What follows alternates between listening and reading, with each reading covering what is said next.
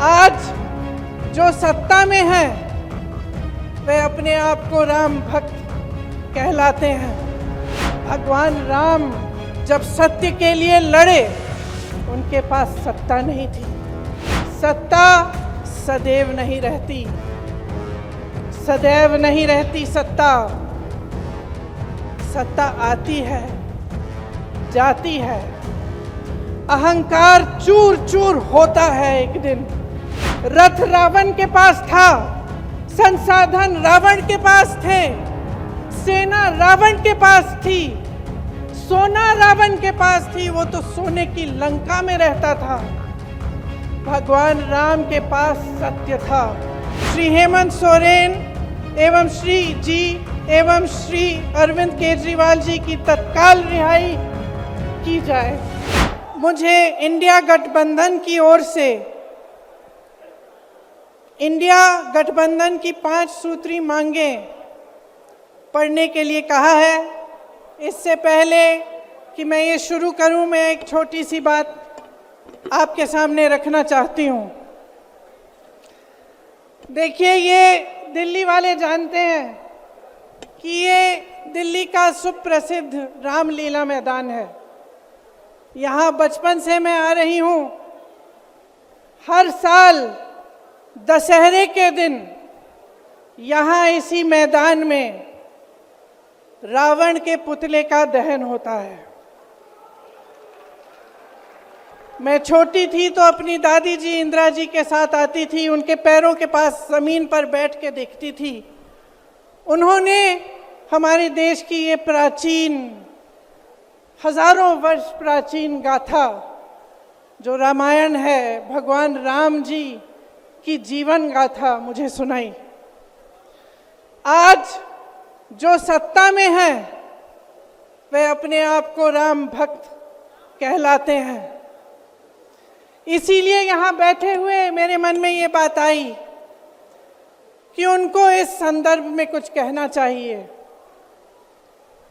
मुझे लगता है कि वे कर्मकांड में उलझ गए हैं।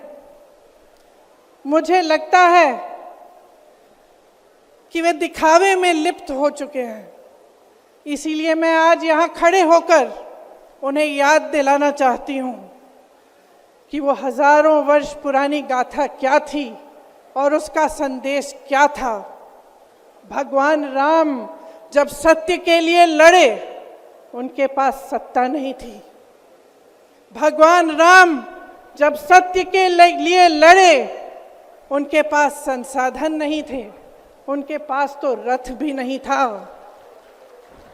रथ रावण के पास था, संसाधन रावण के पास थे, सेना रावण के पास थी, सोना रावण के पास थी। वो तो सोने की लंका में रहता था। भगवान राम के पास सत्य था, आशा थी, आस्था थी, प्रेम था, परोपकार था, विनय था, धीरज था, साहस था और भगवान राम के पास सत्य था। मैं सत्ता में बैठे हुए सरकार के जितने भी सदस्य हैं, अपने प्रधानमंत्री नरेंद्र मोदी जी को याद दिलाना चाहती हूं कि इस जीवन राम भगवान के जीवन गाथा का क्या संदेश था।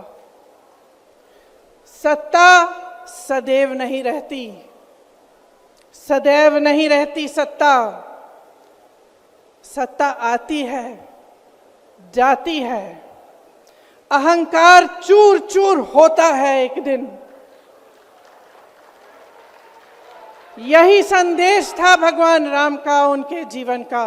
और आज यहाँ रामलीला मैदान पर खड़े हुए इंडिया गठबंधन की 5 मांगों को पढ़ने से पहले मुझे ये उचित लगा कि मैं ये संदेश एक बार फिर दोहराऊं।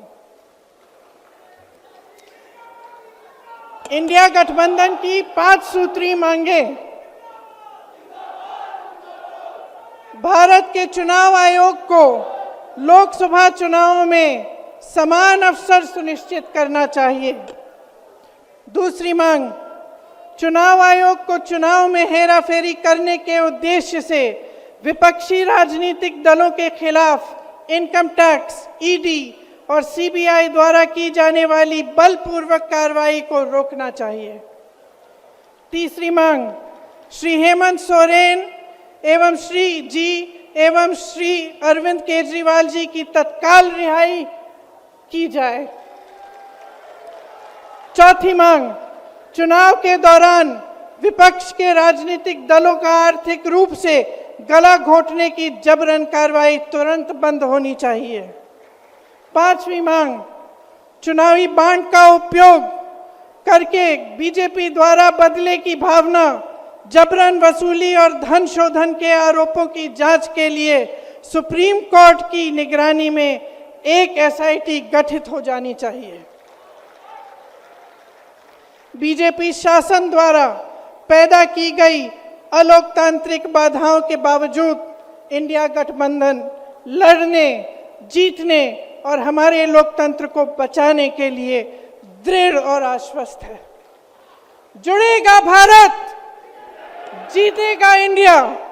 एक बार मेरे साथ कहिए, जुड़ेगा भारत, जुड़ेगा भारत, जुड़ेगा भारत।